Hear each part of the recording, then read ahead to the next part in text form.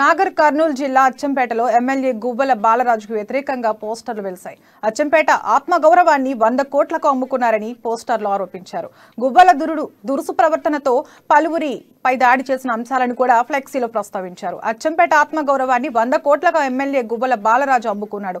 ఓట్లు వేసి గెలిపించిన ప్రజలారా, యువకులారా, మేధావులారా, విద్యావంతులారా ఒక్కసారి ఆలోచించండి. ఎటు పోతుంది మన అచ్చంపేట ఆత్మ గౌరవం అంటూ పోస్టర్లు అతికించారు.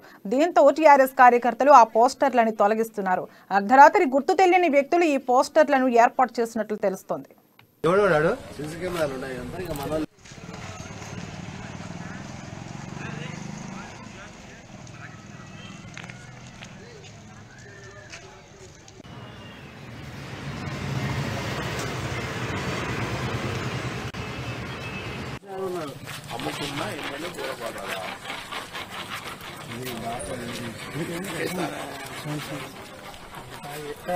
ఏంటి లేవు కదా చేస్తున్నా.